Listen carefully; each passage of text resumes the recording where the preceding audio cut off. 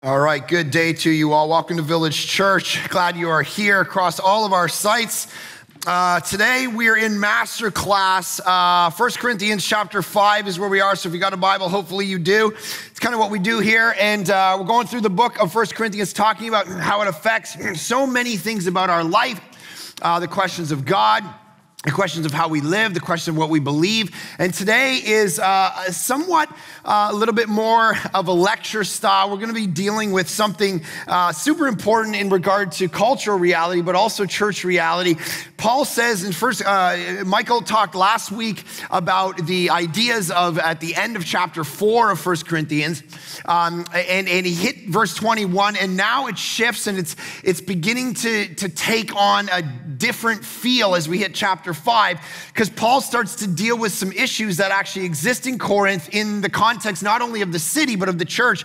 And he says, it's actually reported that there is sexual immorality among you. And so what we got to hit today, we're going to spend our time talking about is this issue of sexual immorality. Not so much the issue of sex as a concept in the culture, but sexual immorality specifically, which obviously needs a little more time to unpack. The word here is actually the Greek word porneia, from which we get obviously the word pornography, and it means to buy, but it didn't literally just mean prostitution. It meant the idea of treating someone as an exchange where you're getting something from them and you're not actually sharing with them the reality of the way God set up sexuality. And so I really have one major thesis. There could be a million things to talk about in regard to sex and sexuality and sexual immorality. But the reality is I want to kind of hit one major idea, hit it from a bunch of angles, because it's what Paul was facing and what we face. And basically Paul is speaking into this reality that he's facing in Corinth, and people lived a sexual promiscuous life, and then they became Christians. And what they wanted to do is simply remain a Christianized version of what they already were and what they were determined to remain. So they wanted to be in the church. They wanted to be doing whatever they wanted sexually. And Paul says, listen, there is actually a way of doing sexuality. There's a right way and a wrong way. And of course, culturally today, that basic idea is fundamentally pushed back against culturally. That the church would ever say that seems to be odd, that we would ever say that there's a wrong way to do sexuality, because, and I'm going to talk about how we got there as a culture, but the reality is G.K. Chesterton said, a philosopher way back in the day, he said, if there's a fence, now of course God sets sexuality up and he says there's ways of doing it right and there's ways of doing it wrong. And so there's restrictions around it. And that fundamental idea is something our culture doesn't like. G.K. Chesterton said, if you're going to tear down a fence, you better ask the question of why it was put up in the first place. And so don't just start tearing down ideas and saying, well, restriction is by default wrong. And so there's never any good that comes out of restriction. Of course, when God restricts something, he's doing it for our flourishing. And so Paul says, listen, the sexual immorality specifically in Corinth that I'm talking about, that he was talking about here, is the kind that is not tolerated even among pagans, for a man has his father's wife. And so this idea was that the guy was in the midst of the church. He was creating division, and he was sleeping with his stepmom. His biological mom had passed away. And so his father married another woman, and he was sleeping with her. And so he says, but then he expands it out, and he says, I wrote to you in my letter not to associate with sexually immoral people. And that's fascinating. And then he says this, not at all, meaning the sexually immoral of this world, and this is going to be really important for what I want to say, or the greedy and swindlers or idolaters. Notice that this is all in the same list. So before you elevate sexuality as the ultimate sin and the penultimate issue in a culture, or you hold people accountable for their sexual lives, realize that he talks about the greedy and the swindlers and the idolaters in the same reality. And so every time you want a better car and more square footage and a better watch and a better this, you better understand you're in the same list as the sexually immoral. And what he's saying is, what I'm talking about is actually, I'm not even talking about the sexually immoral of the world, because then you'd have to go out of the world if I was saying, hey, you can't actually be around. He says, I'm not talking about what I'm actually talking about, because that's what Christians like to talk about. The world is so sexually immoral, da, da, da. What he says is, but now I'm writing to you not to associate with any who bears the name of brother. If he bears the name of brother, if he's a Christian, if he's in the church and is guilty of sexual immorality, or is an idolater, rival, a drunkard, swindler, not even to eat with such a one. He's saying, and this is what we'll talk about next week, but he's saying, listen, there is a place for consequences in regard to sin when it enters the church. It's not so much about what's outside of it. And so I remember if you start talking about sexuality in the context of the church, I was a young adult pastor for a lot of years, and I would do a lot of premarital counseling. And so this one couple came to me one time, I remember, and they said, listen, I've been looking through my Bible, and I can't find a verse that says that you can't have sex before you're married. And we're really wanting to find that verse because we want to have sex, and we actually are having sex, and we want to get married, but I can't find the verse that says we can't. I don't understand why you say this, and the church says this. Of course, this is a classic thing that people say. And so Christopher Hitchens, who was a great skeptic, said that the sexual ethic of Christianity is the worst feature of Christianity to begin with. And so where is that verse? People look for that verse all the time. They say, oh, I can't find that verse. Wee, sweet. Now, the problem is, this is why. It's because we're bad readers of story. And we don't understand that when Paul uses this word sexual immorality, what he's doing is he's using it as a junk drawer category for anything outside of the way God defined sexuality in Genesis 2. And if you go back to Genesis 2, he makes Adam and Eve, he makes male and female. He puts them in the context of marriage. He says, listen, a man will leave his mother and father and be united to his wife, and the two will become one flesh. And the man and the woman were there naked in the garden. And that's how the paradigmatic set for sexuality from Genesis 1 to Revelation 22 is the idea that anything outside of male-female sexuality in the context of marriage is actually a defilement. It's wrong of the version of what God said. Listen, this is the way of human flourishing. This is the way sexuality. Male and female was a binary kind of climax to his story. Light, dark, land, water, male, female. They come together. They're going to exemplify, and they're going to actually say, this is the way sexuality runs all the way through. So he doesn't need that verse. Anything that falls outside of male and female in the context of marriage is what the Bible would define as sexual immorality. It falls outside of the way God actually set it up. And so when I talked them through that, they said, oh, I don't really like that. And they left my office and never came back. But here's the reality.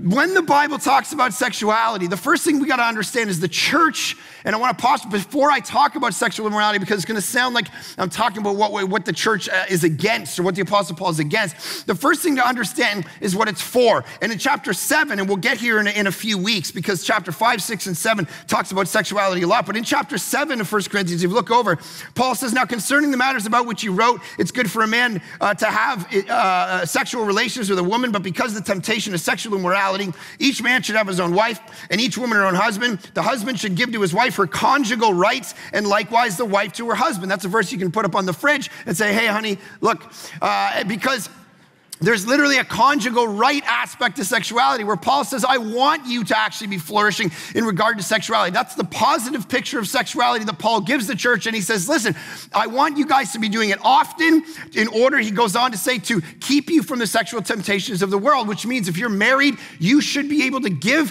one another those conjugal rights constantly, consistently. I remember we did a survey a couple years ago as a church. We did a marriage series, and a high percentage of you were happy with your sex life. You actually said that we're having sex 2 or 3 times a week. Awesome, that's great. That's the advice I give people, because Martin Luther said twice a week keeps the tempter at bay.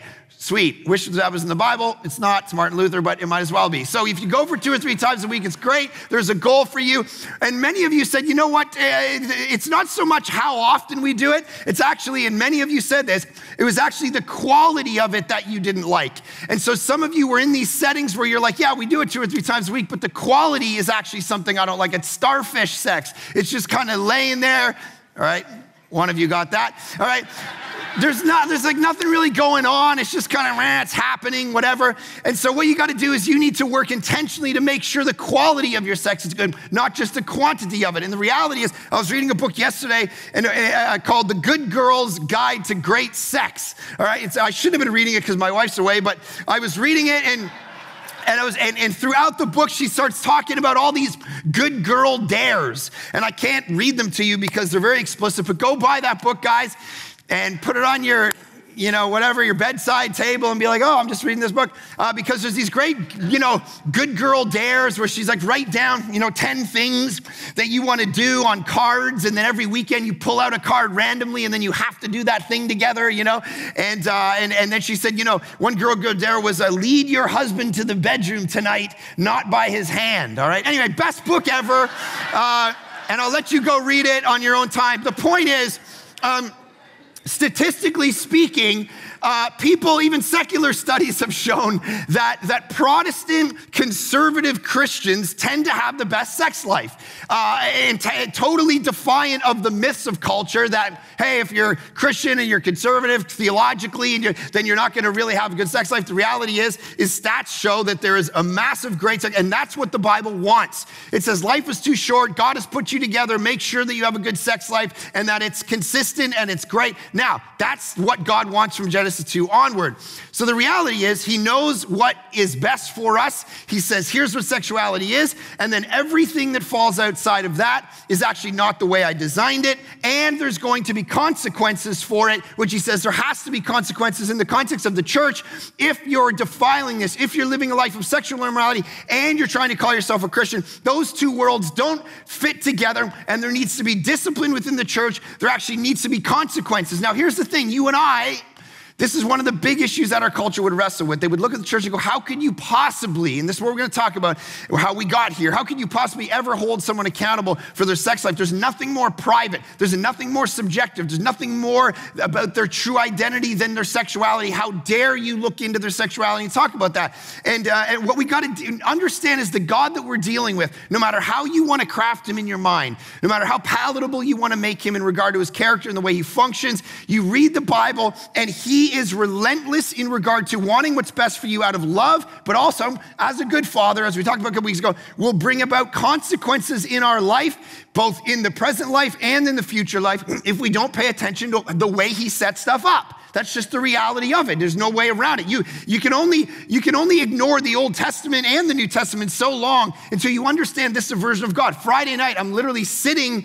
with my kids, my 10-year-old and my 8-year-old, and they'd never seen Prince of Egypt before. And I was like, okay, look, this is a great movie. We're gonna watch, it's great. You know, it's got this biblical story of Moses. So we sat down, got the popcorn out, we watched this, and halfway through it, they're digging it down, and all of a sudden, Moses comes down in the burning bush, and God gets all jacked up. He's like, you should go toward Pharaoh, and Moses is like, I'm not going toward Pharaoh. You don't understand, I got a stutter, I can't go.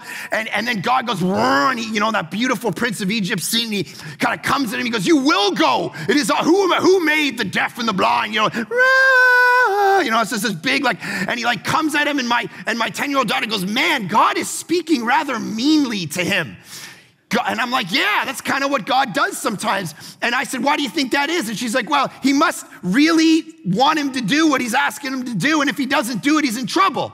And I'm like, yes, that's the way God is. And you can only deny, and then, an hour later, the angel of death is coming into Egypt, and he's killing all the firstborn children of the Egyptians who don't put the blood over the doorpost and the lintel. And my youngest daughter's like, looking at me, she's like, Daddy, is he killing kids right now? And I'm like, yeah. Right? And she's like, wow, this is crazy. And I'm like, yeah, but no, he gave them all these chances. He sent the plagues and the locusts and the plagues of the darkness and the water. He did all these things and they wouldn't listen. So then there was this consequence to their actions. And you can't get away from this. God will lay something down for us, but there are consequences when we step outside of it. There are consequences in this life and in the next life, and we've got to understand that Paul is saying, for the sake of the witness of the church, your sexual life, if it is toxic and you bring it into the church, it needs to be called out. And of course, it's the most private issue of our culture, and we think to ourselves, there's no way you can ever do that. And this is where the Bible comes up against us and says, no, you're wrong, actually. We have to, for the good of everything else. We have to in regard to meaning. We have to in regard, and what I mean by that is, N.T. Wright, who's a New Testament scholar, says that every worldview is built around four basic things: questions, symbols, praxis, and stories. Praxis, of course, a way of being in the world. And he says, listen, all these things are an ecosystem that interact with one another. And if you take a symbol and you destroy it, it impacts meaning. It impacts stories. It impacts your behavior. It impacts the questions you raise as a culture. And he says, for instance, the first century temple, if you destroy the temple, it impacts everything about Judaism, right? If Jesus walks into the temple was the greatest symbol of God's presence. If you go in and say, this thing's gonna come to the ground, people freak out. That's what they do in John 2. He says, I'm going to rebuild this temple in 3 days. And they freak out because he destroyed a symbol. Well, the reality is sexuality, as one philosopher says, is the greatest nonverbal signal that God has set into the world. It's a nonverbal signal that says, this is what husband and wife look like, but it's also what Christ and the church look like, right? It climaxes in Revelation 20 with a wedding feast of the Lamb, and he marries the bride, and there's this great supper. And the reality is sexuality was always pointing to the relationship of God in the context of humanity and covenant and marriage, all of that. And when we destroy that symbol, that nonverbal signal, it's not only sexuality that gets destroyed, it's actually meaning, it's purpose, it's practices, it's the stories we tell, it's the questions we raise in life. All of that disintegrates when we fragment out our life in such, and really in the way that Paul is trying to address it. And so here's the reality. I'm not talking about the outside world. Don't think that. I'm going to be talking about things, but as we go through this, understand what I'm talking about is the infiltration of cultural values into the church in a way that aren't questioned well and aren't lived out right. There was a research, Barna research recently that went into a website called the Christian Mingle, all right? So I guess this is a website where single Christians get together to try to figure out, who they should date. Christian Mingle survey. 61% of self-identified Christian singles said that they were willing to have casual sex. Only 11% said they're gonna wait until marriage. That's the reality. This has infiltrated the church. That's Paul's concern. The casual nature of sexuality. The fact that you do whatever you want with your body, but don't worry, it's not gonna infect your soul. And that's the fundamental issue Paul's addressing that I'm gonna talk about. But it's infiltrated the church. Churches, denominations. Recently, there was a book by a pastor arguing that you can do anything you want sexually as long as it's not hurting anyone and it's not geared toward children or animals. All right, that was literally her argument.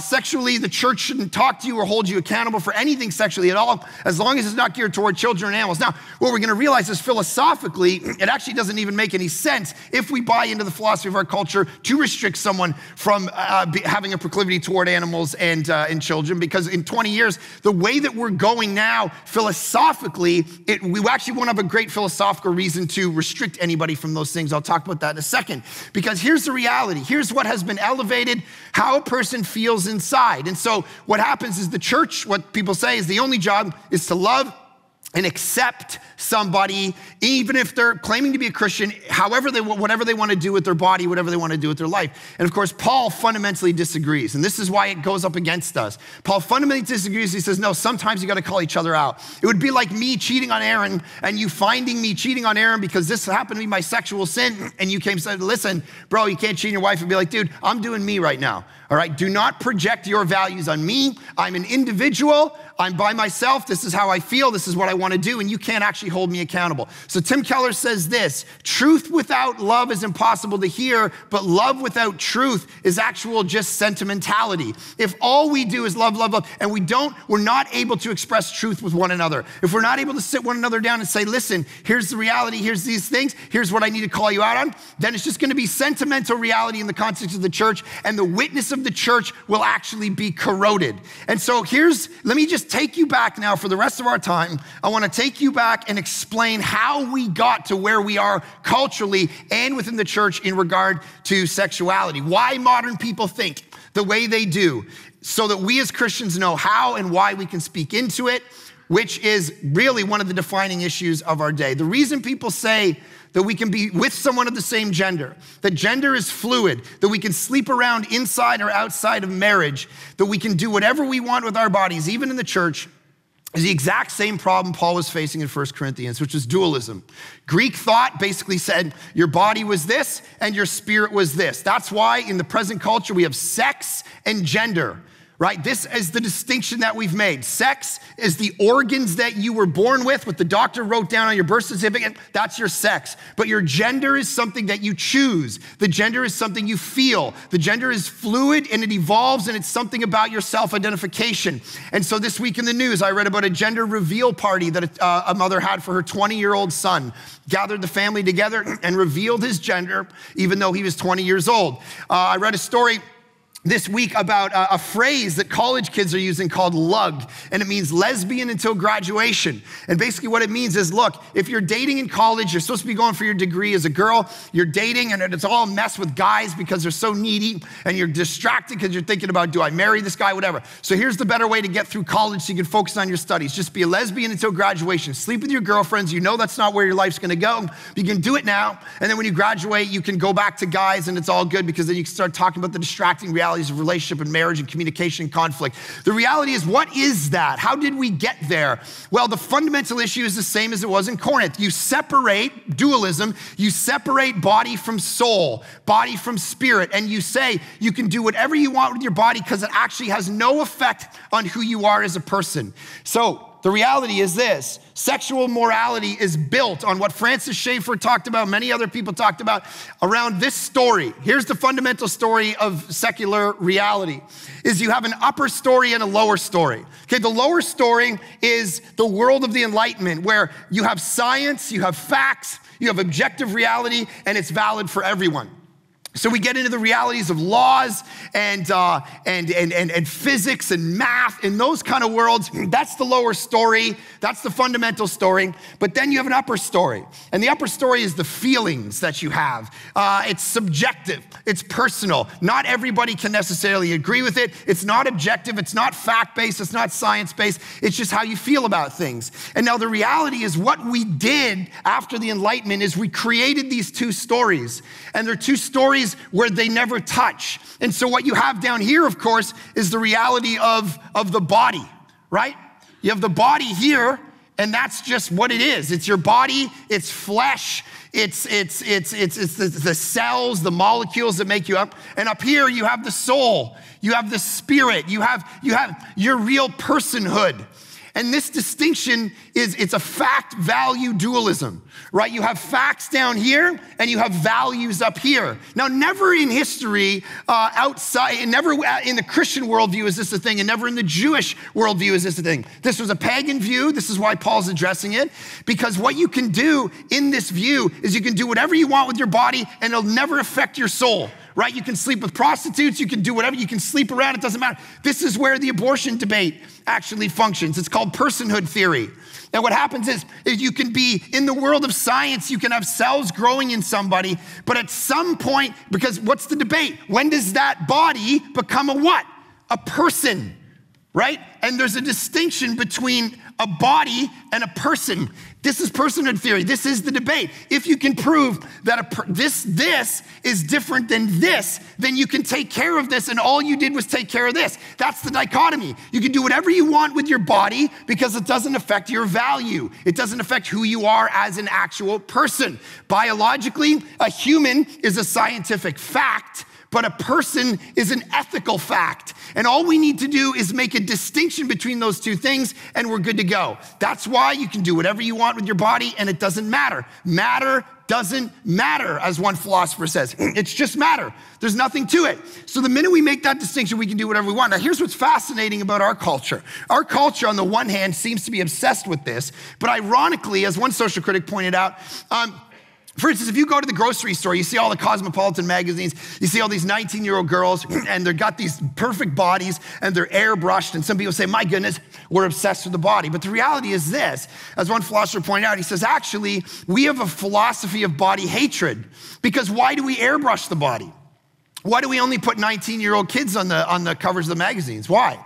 Because we actually hate what happens to the real body. What happens to the real body is it never looks like that as you go on in life. And so what we need to do is keep airbrushing it. Why? Because we actually hate the body. We don't love the body. And so as Nancy Pearcey wrote a book recently called Love Thy Body, that's actually the philosophy of the Bible. That this distinction is not real. This distinction, we made it up in order to separate that you can do whatever you want with your body and it's never going to affect your actual person. It's never going to affect who you are, because who you are is your feelings. It's subjective. No one can ever tell you that how you feel about a thing or what your personhood is or what your identity is or what you do sexually. It doesn't matter, because that's this world here. This world is just some genetics. It's some stuff that I got handed. It's not really all that important. That's where we're at as a culture. And so you have the lower story, my body, and then you have the higher story, which is feelings. The body gives me no clue to my identity, our culture says. It's irrelevant and insignificant to who I am. But our bodies are a huge part of who we are. In Judeo-Christian thought, there's integration. That's why you can't just sleep with your mother-in-law and come back and worship like nothing happened. That's why you can't sleep around with 5 different women and then be a community group leader. It's toxic because it is who you are. But in our world, this dualism actually exists. You can do whatever you want. It's porneia. You can have an exchange with someone, and the reality is you can just move on with your life. That's the hookup culture of today. You can get on Tinder, you can swipe, you can go meet them in a Wendy's parking lot, as my friend used to, have sex with them, and then go lead worship.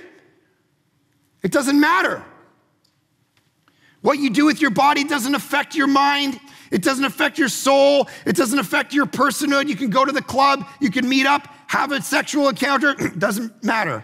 To the point where now pornography has such an insidious grasp on the mind of our culture that as this next generation comes up, one philosopher I was reading talked about how she went to a university and she was sharing ideas and asked the kids something about a date that they went on recently and said, and she started talking about like how to date. And one kid put up his hand, he's like, I've never actually been on a date. He was 23 years old. He's what? And she looked to the class and said, how many of you have never been on a date? And 85% of the class raised their hand. These are 24, 25-year-old kids because our culture doesn't date anymore. Our culture goes on Tinder, hits pornography, and doesn't know relationally what to do. And to the point where I remember doing marriage counseling a year or so ago, and I was sitting with a couple counseling them in regard to their sex life, and he said, to be honest with you, I've been doing this to myself for so many years that I'm actually better at it than you are. That's where we're at as a culture. Why? Because what we do with our body has nothing to do with our person, has nothing to do with our identity. But the reality is the Bible comes along and goes, no. Your mind, your psychology is connected. We're psychosomatic creatures. Psycho meaning soul, mind. Somatic is a Greek word for body. Psychologists talk about the fact that we are an integration, that these things are always exchanging for one another. Think about it this way. Use an analogy of food. If we sat our kids down and said, listen, no big deal. You can do whatever you want in regard to food. It's just meant for your pleasure. It's just meant for what tastes good and whatever. So do whatever you want with it. You just broccoli, whatever. It's subjective, honey. Whatever you like to do, whatever your personal preference. If a kid did that, my daughter would be like, what? Okay, sweet. It's pizza, it's ice cream, hot dogs. That's it, done. Because what did I do? I removed food from nutrition.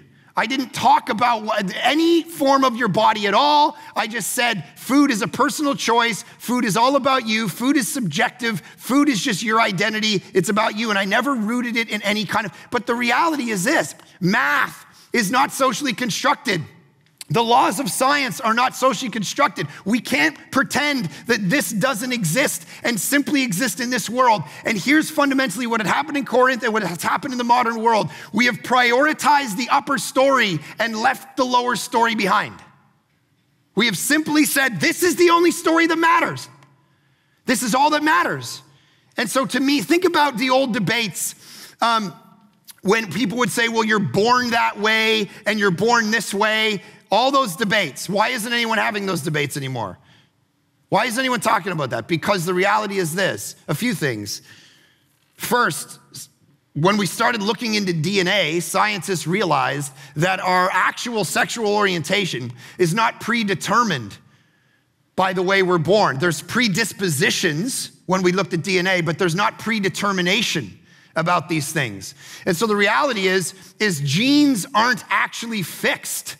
Life events carve out, these events that we experience in life actually carve out how our brain functions and works, our experiences, our habits. You know that. If you begin working out, all right, some of you said your New Year's resolution was to start working out in January. By January 5th, you were done. You didn't care anymore.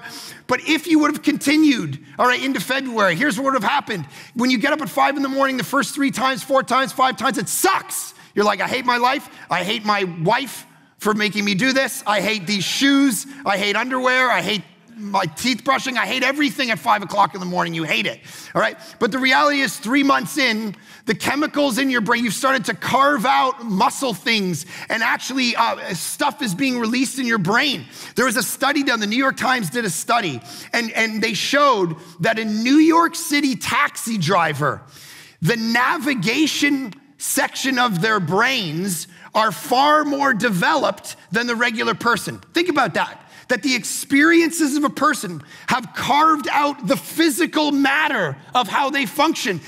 Through their habits, they've literally started to define how they think, and the physical structure of their brains has changed. It's the same thing with violinists. There's a certain section of their brain that deal with the right hand and the left hand, and those things have been nurtured so much so that it's actually changed. Now, here's a second reason the argument has moved away from people being born one way or the other. There's actually a gay advocate, John Corvino, and he says this: it doesn't matter whether we're born this way. The fact is that there are plenty of genetically influenced traits that are nevertheless undesirable. And so he argues in the Gay Moralist in August 2004 that we should stop using this conversation about being born one way or the other, because we're born with a lot of traits that are negative. Alcoholism, for instance, depression, health issues. And we don't simply say, well, someone's born like this, ergo this. We say, okay, there's more conversation to be had. The third reason is because really in the gay community, this discussion about being born one way or the other victimizes them and puts them in a posture of empathy, and they don't necessarily want that. One writer, Donna Minkowitz, says this: remember that most of the line about us is about it's all being one's nature, and that was a response to brutal repression. It's not our fault, gay activists began to say decades ago. We didn't choose this, so don't punish us for it. It's time for us, she says, to abandon this defensive posture and walk upright on the earth. Maybe you didn't choose to be gay. That's fine, but I did. The reality is of course, now this is a nuanced conversation about nature and nurture and how it all connects, and that's for a different time. The point is the biblical challenge is, look, we have to get away from thinking that the body is irrelevant. That's Gnosticism. The reality of what we've started to do is saying, hey, listen, if I want to change my gender, I'm going to do so how? I'm going to do so not through thinking things. I'm going to just go to the body and change my gender and let my body change, let the hormones and the surgery, instead of changing my feelings. We are changing our bodies to match our feelings rather than the opposite. And so biological sex isn't a thing anymore. My authentic self, my private self, the lower level is irrelevant to now how I understand myself and my self-worth and my identity, and the only thing that matters is the top level. And here's what the Apostle Paul says. Here's the biblical challenge to us. In Genesis, God made the world, the physical world, and he called it good. He said, I made bodies, and bodies matter. They're not irrelevant. They define so much. You are a psychosomatic person, so much so. Do not believe in a kind of dualism that separates, that prioritizes only how you feel in a given moment and literally ignore the physical realities of your life. What we've done philosophically is we've said the body gives me no hints toward meaning at all. The only meaning is here. The only meaning is this. This is just irrelevant. I can do whatever I want with this because this is all that matters. And the Bible comes in and says, no, love thy body. You got to understand how connected these two things are. So much so that in chapter 6, he says this in verse 16, do you not know that he who is joined to a prostitute becomes one body with her?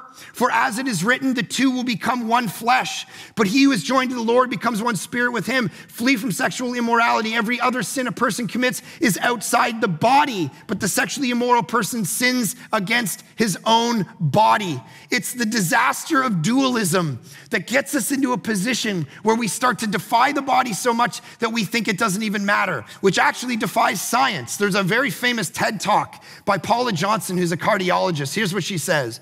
Every cell in our body has a sex And what that means is that men and women are different down to the cellular and molecular level. We are different across all of our organs, from our brains to our lungs to our joints. In other words, no matter what your gender philosophy is, when you're ill and the doctor needs to put you on the table, they need to know your biological sex. And the problem is we aren't giving any respect to and honor to the intrinsic good of the human body, the unique capabilities of femaleness and maleness, and we have to. I never thought one of the most dangerous texts, one of the most controversial texts in the Bible for a generation would be he made them male and female, but the reality is it now is. And what we need to understand is Paul is saying all of this. He's saying, don't shuck this.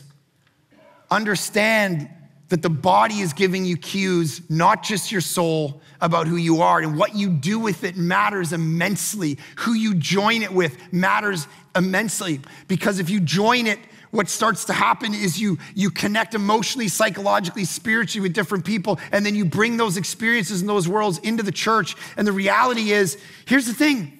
The Bible in Genesis 2 said, here's what happens in regard to sexuality.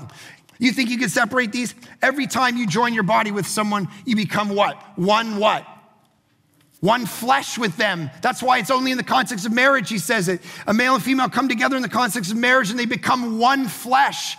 Think about how beautiful that is. And even modern science tells us this actually happens. Here's the way the Lord set it up. It's fascinating. I was reading this week an article on a drug that actually gets released in the male brain, the female brain. The female brain is called oxytocin. It's called the love hormone. It's a chemical that gets released in the brain during sex and childbirth, which creates bonding. It creates bonding between the wife and her husband, that literally a thing is going off in your brain every time you're having sex with someone that's saying, I'm bonding myself to them. This is the scientific evidence of what God said in Genesis 2. You become one flesh with whoever you sleep with. Your body actually has an emotional reality that a physical chemical starts going off in your brain that says, I'm bonded to this person in a deeper way than just my physical body being trash that I can do whatever I want with because it doesn't affect my personhood. That's fundamentally flawed. Even in regard to science, it says literally a drug goes off that says I'm connected to this person. It's fascinating because they've done studies on males and they've said what motivation, it's very costly for a male to live in a monogamous relationship, even from an evolutionary standpoint, for a male to say I'm only going to be with one person. So it's very interesting. They said a drug literally goes off in the male brain that connects himself to his spouse. There was a study done in Germany recently. They sat all these guys down and they gave them pictures of their wives, pictures of other girls that they knew that were not necessarily any more attractive than their wife, about the same level, cars, houses, pictures, and they wired their brains up. And they started going through these pictures and they would look at their wife and their brain would start to go bing, ding, ding, and start to go off in regard to bonding and connecting. And then they would look at a woman who was like a friend or something and here's what's fascinating, the cars and the houses, they wouldn't bond, but every time a picture of their wife came up, they would ding, ding, ding, ding, because they've been having sex with them for 20 years and this drug had gone in their brain and carved this out. Now here's the reality. They said, here's the two things that were fascinating. Not only did their brains fire off when their wives were shown, here's a quote, but what really fascinated the researchers was what happened inside the men's brains. Under the influence of oxytocin in a nasal spray, 2 areas of the brain responsible for feelings of reward and pleasure lit up when the men saw their partner's faces. That's great. Here's the other thing, but the sight of other women had the opposite effect, suppressing feelings of pleasure. That's fascinating. So his brain went lit up when in regard to sexuality with his wife, and then when he saw other women, he actually suppressed feelings of pleasure. That's how much she tricked him to being attached to her. And in the natural world, that is literally the only motivation for a man. Take God out of the equation. Just from an evolutionary perspective, the only reason a man would stay in a monogamous relationship is because of that firing off in the brain versus them just going out. It was a reward for an actual action. Benefit and reward is actually the strongest motivation underlying human behavior, and God built it into us as people to be able to say, look what happens when you sleep with someone.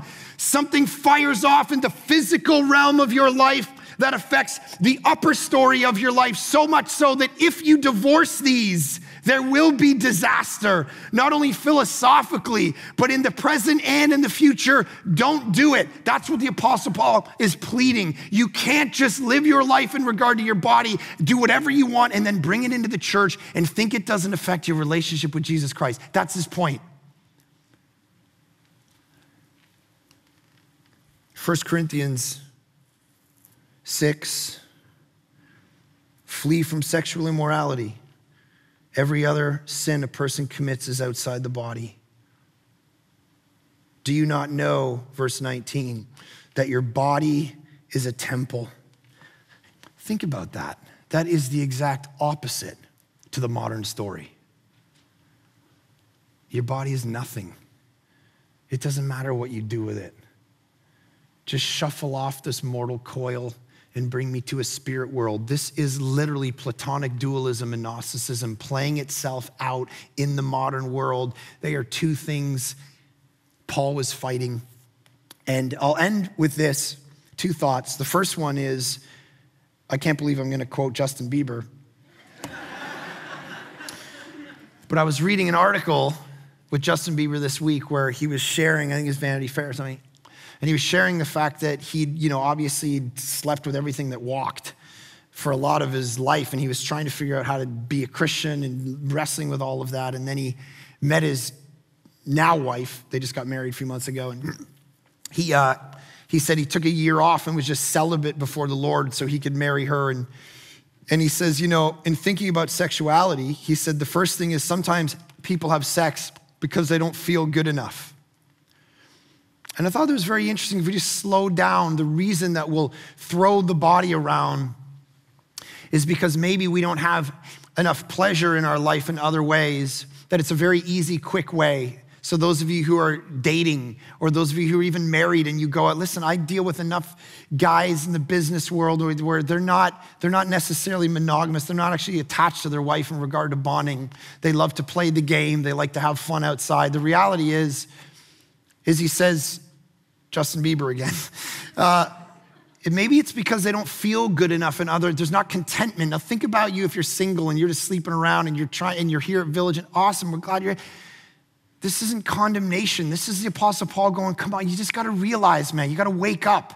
You cannot just do whatever you want with your body and think it doesn't affect your soul. It does, and it affects the way you do community, and it affects the way you relate to your friends and your parents and the world around you. It affects the witness and the glory of God. It affects the story of Jesus and the church in the world. Understand, this is the greatest nonverbal signal that God has given to you, so be careful with it. That's his point. And he says, and when you're not, it might be because you don't feel good enough in certain areas of your life.